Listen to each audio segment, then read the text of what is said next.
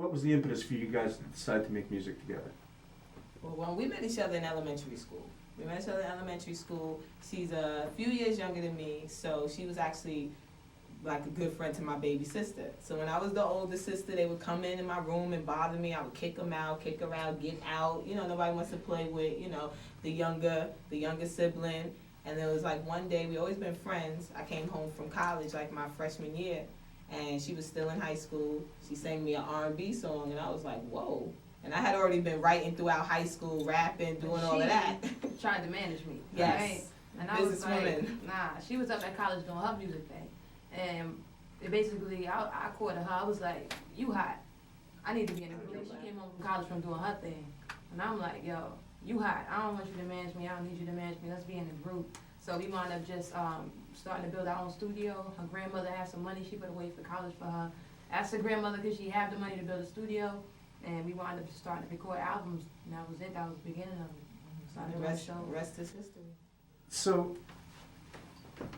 I know, like, try to talk about what your music means to you, how it motivates you on a, like, you know, every day, and then talk about how your sexuality kind of like feeds into your music.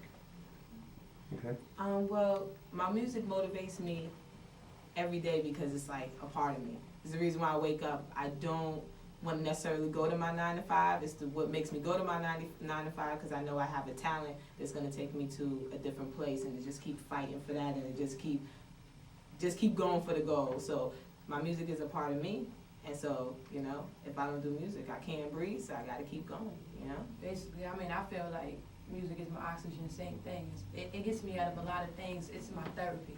When I've had a long day or messed up day, the life that I had, period, you know what I'm saying? Music is the only thing that's ever been there for me, quote unquote, as far as like getting my mind over things that may be troubling me and keeping me on the straight path without getting in a lot of trouble.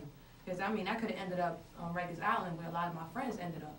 Because we had that decision, you know, coming up. It was either sell drugs, play a sport, or do music. You know, I did play sports, but music was like my first love. I've been doing music forever, so it's something that has kept me on the straight and narrow.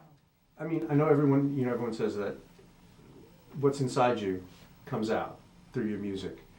Now, I know you identify yourselves as artists first and alternative artists second, per se.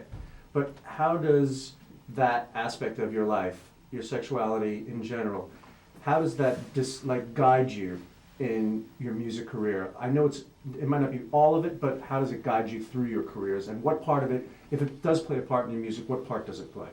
I mean, I think in the beginning of my career, it was something because of my coming out experience and the way, you know, my family treated me and still, you know, made me feel like I was still that person that had nothing to do with that. So in the beginning, I felt like, well, maybe we should, you know, quelch it, keep it quiet, because nobody's going to accept our music if they know that we LGBT or we're gay or we're lesbian. So in the beginning of our career, it was like, listen, do not call us gay rappers.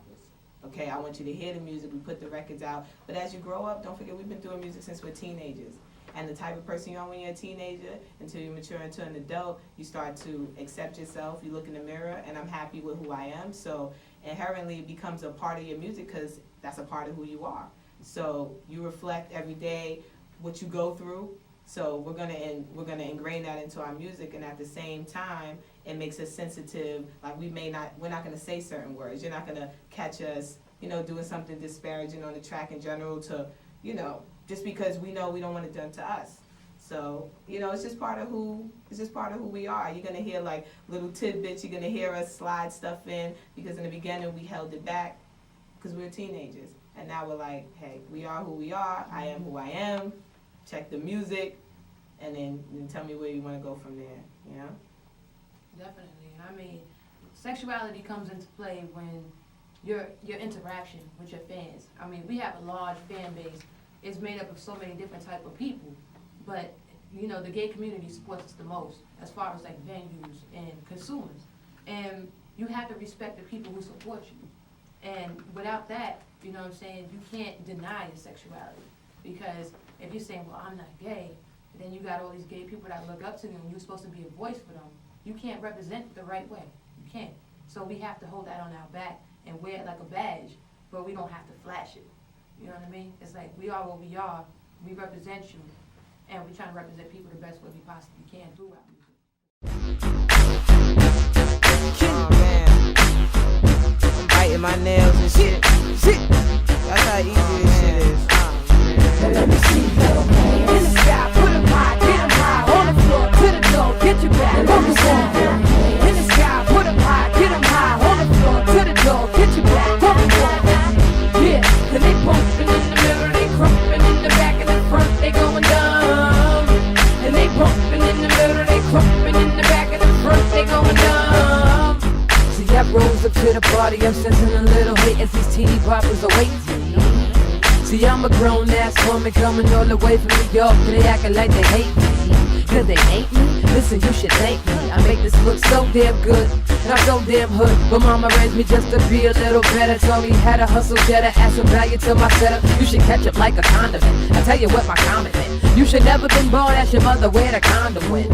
Damn, she fucked up.